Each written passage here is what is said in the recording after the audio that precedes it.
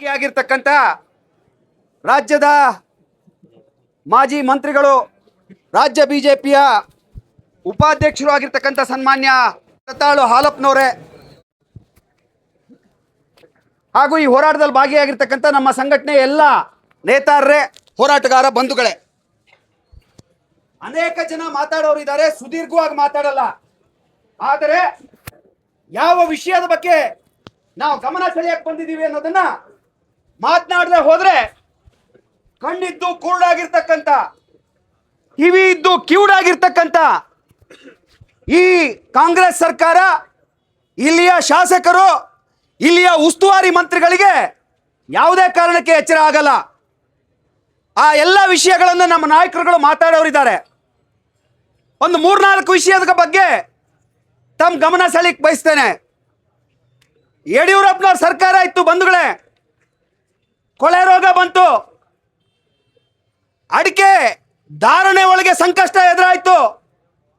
ಅವತ್ತು ತಾಲೂಕ್ ಸೊಸೈಟಿ ಮುಖಾಂತರ ಬೆಂಬಲ ಬೆಲೆಯನ್ನ ಕೊಟ್ಟು ತುತ್ತ ಸುಣ್ಣ ತಗೊಳ್ಳೋದಕ್ಕೆ ಗುಂಟೆಗಟ್ಲೆ ಈಗಷ್ಟೇ ಅಡಿಕೆ ಹಾಕೊಂಡಿರ್ತಕ್ಕಂಥ ಅನೇಕ ರೈತರು ನಾವಿದ್ದೇವೆ. ರೈತರ ಕಣ್ಣೀರು ಒರೆಸ್ತಕ್ಕಂಥ ಕೆಲಸ ಆಯಿತು. ಯಾಕೆ ಕಾಂಗ್ರೆಸ್ ಸರ್ಕಾರಕ್ಕೆ ಅಡಿಕೆ ಬೆಳೆಗಾರರ ಸಂಕಷ್ಟಕ್ಕೆ ನಾವು ಹೆಗಲು ಕೊಡಬೇಕು ಅಂತೇಳಿ ಅನ್ನಿಸ್ತಾ ಇಲ್ಲ? ಶಾಸಕರೇ, ದಯಮಾಡಿ ವಿಧಾನಸಭೆಯಲ್ಲಿ ನಿಮ್ಮ ಧ್ವನಿಯನ್ನ ರೈತರ ಪರವಾಗಿ ಎತ್ತಬೇಕು. ಇದು ಬಿಜೆಪಿಯ ಆಗ್ರಹ. ಇದು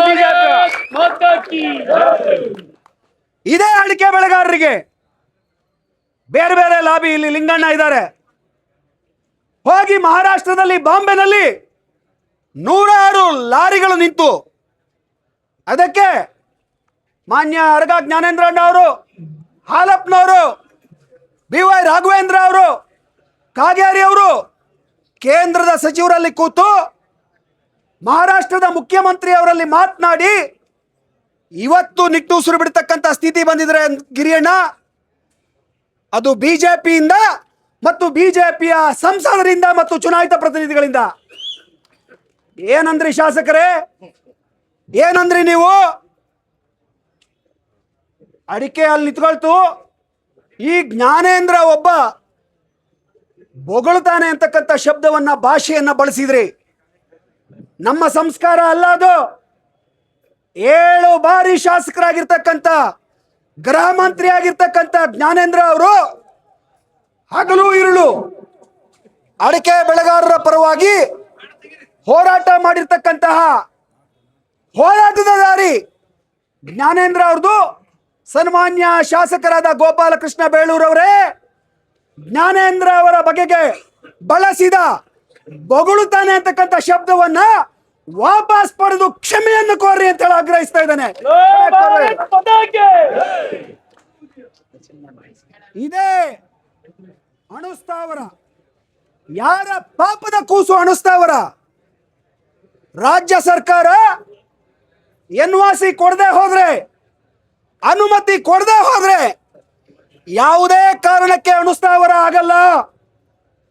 ಇಲ್ಲಿ ಕೊಡಬೇಕಾದ NOC ಕೊಟ್ಟು ಆ ನಂತರದಲ್ಲಿ ಮಗುವನ್ನ ಚೂಟವರು ನೀವೇ, ಕಣ್ಣೀರನ್ನ ಒರೆಸೋರು ನೀವೇ.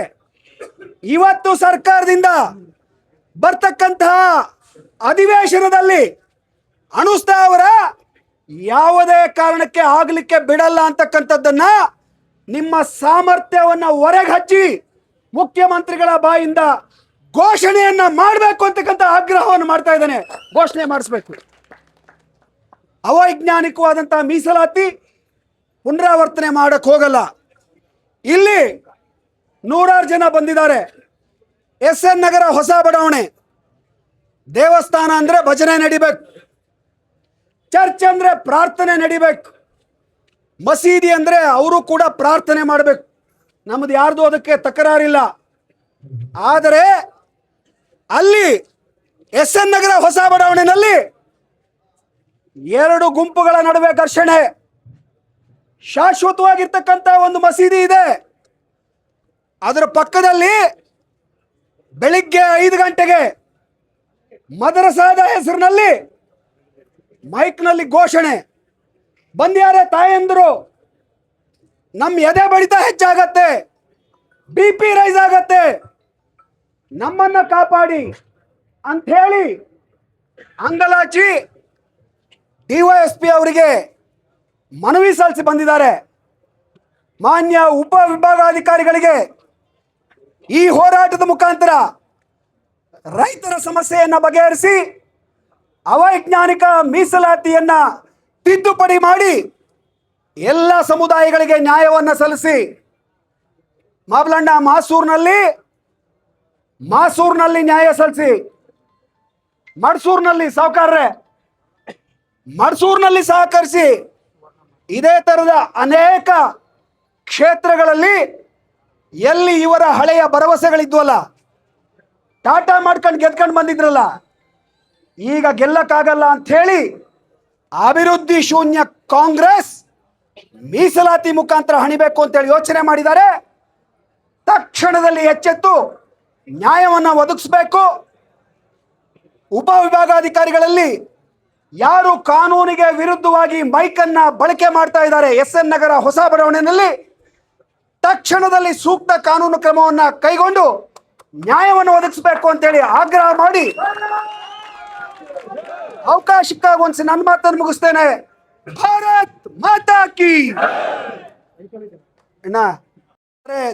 ಬೆಂಗಳೂರಲ್ಲಿದ್ದಾರೆ, ಅವರಿಗೆ ಅವ್ರ ಸ್ನೇಹಿತರಿಗೆ ಇಲ್ಲಿರ್ತಕ್ಕಂಥ ಕಾಂಗ್ರೆಸ್ ಕಟ್ಟಾಳುಗಳಿಗೆ ಕೇಳಿಸ್ಬೇಕು. ನೀವು ಕೈ ಕಟ್ಟಿದ್ರೆ ಕೈ ಕಟ್ಟಿ ಕೂತ್ರೆ ಕೇಳಲ್ಲ, ಎದೆ ಎತ್ತಿ ನಮ್ಮ ಆಗ್ರಹ ಅವ್ರ ಕಿವಿಗೆ ಬೀಳ್ಬೇಕು. ಭಾರತ್ ಮಾತಾ ಕಿ. ಬೇಕೇ ಬೇಕು, ಬೇಕೇ ಬೇಕು.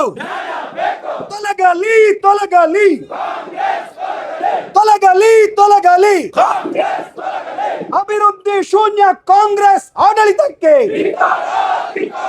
ಬೇಕೇ ಬೇಕು, ಬೇಕೇ ಬೇಕು. ಅಯ್ಯಯ್ಯೋ ಅಯ್ಯಯ್ಯೋ